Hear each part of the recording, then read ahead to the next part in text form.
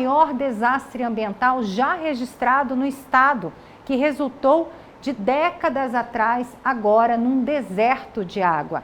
As áreas degradadas de pastagem ainda colocam em risco o Pantanal e aumentam a emissão de carbono. O Instituto Taquari Vivo é uma iniciativa de produtores, pessoas ligadas ao meio ambiente, governo, para restaurar a bacia hidrográfica do Taquari e diminuir os impactos no Rio Paraguai, que corta o Pantanal.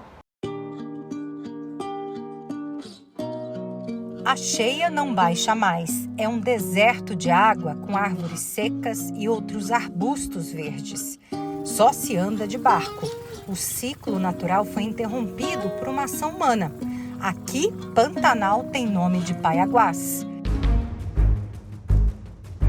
Toda essa área representa 15% do estado do Rio de Janeiro. É resultado de um desastre ambiental. O Taquari teve suas margens arrombadas, áreas abertas para a produção agropecuária desenfreada no Planalto. E o desmatamento no município de Coxim levou o solo arenoso e frágil nas enxurradas a entupir o leito do rio. Essas áreas são bem no leque do rio Taquari, onde o arrombado do Caronal acabou inundando toda essa região, né? Então, ao fundo lá você vê até algumas árvores mortas, onde antes eram capões, né, de floresta, muitas árvores morreram. E são mais ou menos 650 mil hectares no pico, né, que foram inundados. Nos últimos anos, essa área reduziu um pouco, porque por causa desse ciclo de seca que o Pantanal passou, né? Mas agora, com esse ano que já voltou a chover um pouco mais, a expectativa é que volte a esses 650 mil hectares de inundação permanente nessa área. Dezenas de fazendas viraram um alagado. Rio Taquari não tem mais foz. O curso que dividia o Pantanal da Ecolândia com Paiaguás agora é um leque inteiro de inundação.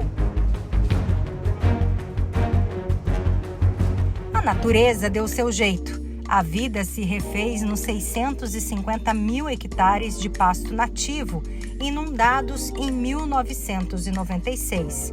Surgiram os jardins submersos, um aquário lindo de peixes. Água limpinha nos apresenta um espetáculo da sobrevivência. O assoreamento do rio Taquari teve início na década de 70. 50 anos depois, o homem luta para recuperar.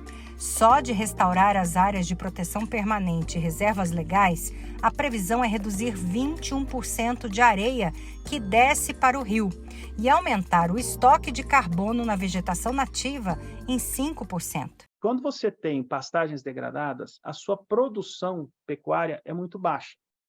Então, o boi, o animal, ele fica mais tempo vivendo, né, para chegar ao peso adequado de abate. E, com isso, ele emite muito mais metano, que é um gás de efeito estufa muito forte. Então, quando você melhora as condições de pastagem, você reduz a idade de abate. Você faz com que o gado fique mais precoce, que ele ganha peso mais rápido, né? E, com isso, você reduz o período em que ele fica no campo produzindo metano. O caminho é conter as erosões na região alta, no Planalto. 1.700 mossorocas como essas foram identificadas pelo Instituto Taquari Vivo. O projeto piloto, no córrego da Pontinha, realizado na região desde 2021, já atendeu cerca de 40 produtores rurais. Então, fazendo essas curvas de nível, a umidade segura bastante e prolonga mais a seca aí, né?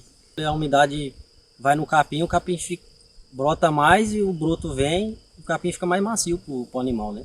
A ONG Taquari Vivo, em parceria com o governo do estado, Senar, já fez 1.500 hectares de terraços com curva de nível e recuperou pastagens degradadas. O que acontece? A água para nesses terraços quando há um excesso de chuva, em vez dela descer como uma enxurrada forte, ela para nesses terraços e tem mais tempo para infiltrar, né? Então, com isso, a gente reduz a quantidade de água que chega lá embaixo nos pontos onde podem ser gerar as erosões, as vossorocas, aquelas grandes erosões que vocês viram, né? Então, é preciso que a água ela infiltre e segure aí nesses pontos para funcionar. No Pantanal, o MAP Biomas ainda identificou outra fratura exposta. O estado de Mato Grosso do Sul apresenta números alarmantes quanto ao desmatamento. Só o município de Corumbá apresentou aumento de 282% na prática.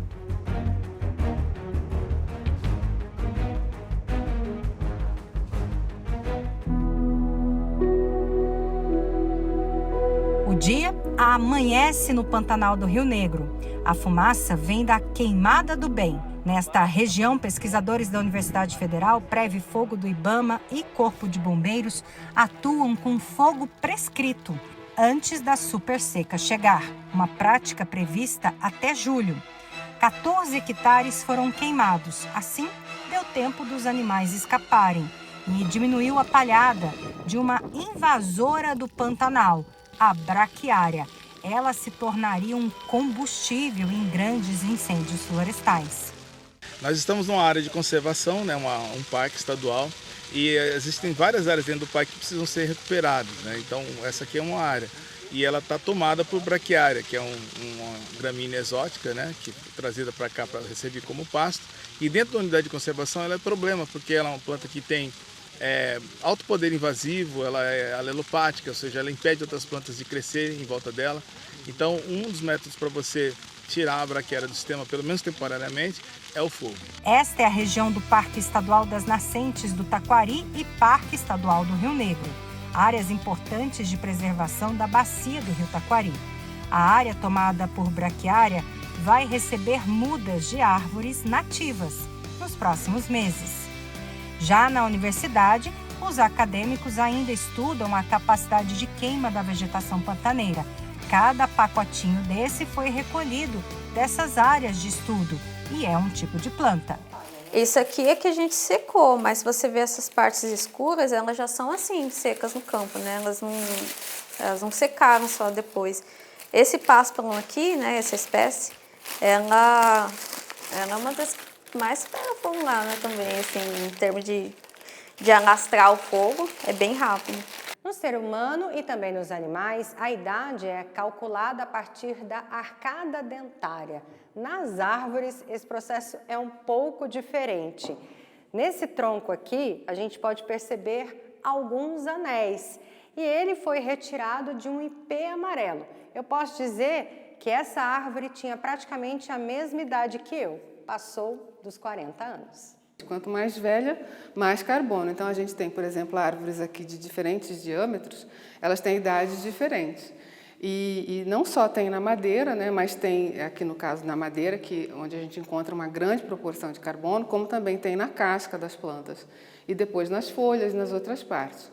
Então, quanto mais velhas, maior quantidade de carbono elas absorveram da atmosfera, claro, com o uso da água, então precisa ter não só carbono, mas precisa ter água também, nutrientes no solo e ter luz solar, para que esse ciclo se feche e a planta consiga realmente fazer o seu papel de assimilação desse carbono. Em todas as partes da planta tem carbono, porque todas as partes são feitas de células. E as células têm paredes celulares, todas as células vegetais têm paredes celulares. E o carbono é usado justamente, uma grande parte, né, é usado para a fabricação da parede da célula. Então, em todas essas amostras aqui, existem milhões de células e nessas células, cada uma com a parede celular delas, tem carbono incorporado ali. Então, o carbono é visto em qualquer parte da planta que tenha uma parede celular. Quanto mais pesada a madeira, significa o quê? Que ela tem mais concentração de carbono? Mais carbono, porque ela tem mais fibras, mais com as paredes celulares, né, como eu falei, mais grossas. Então, aí significa que nessa madeira ela tem mais carbono, ela incorporou mais para justamente engrossar as paredes das células. Essa aqui tem paredes mais finas, então ela tem menos carbono comparativamente. O tronco representa o quanto de carbono que cada árvore absorveu do ar. Por isso é tão importante ter florestas, para equilibrar a emissão de carbono das queimadas e os processos de decomposição, por exemplo. As folhas são antenas né? Elas ficam apontadas para o Sol.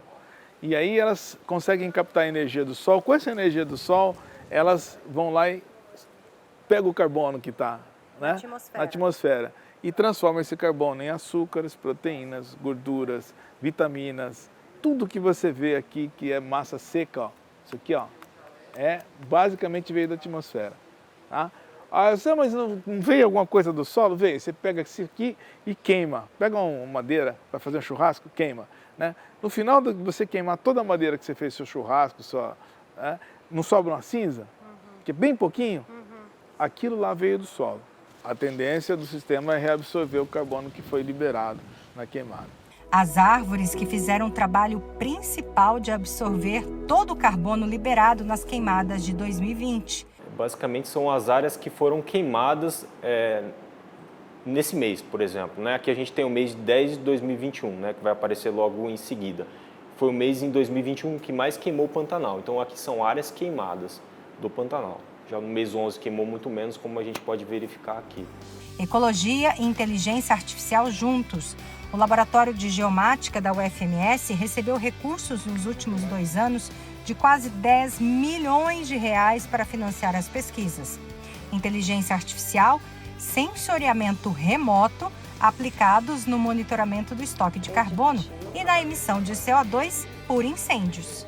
E aí o acumulado a gente tem de 2021 e 2022. Isso aqui é 2021 e 2022. Então 2021 queimou bem.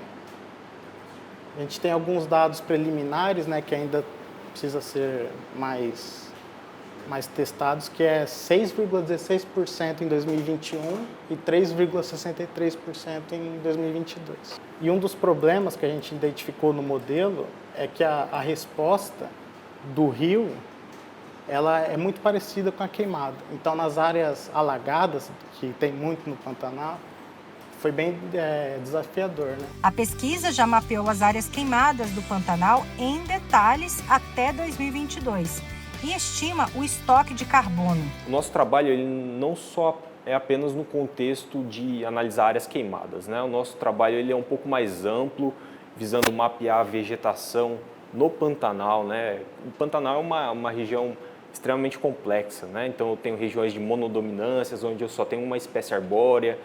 Então o nosso trabalho, ele, a partir de imagens de satélite apoiado em dados de campo, né, a gente faz um mapeamento detalhado, por exemplo, dessa vegetação, dessas espécies, as quais essas árvores elas têm a capacidade de armazenar carbono, por exemplo.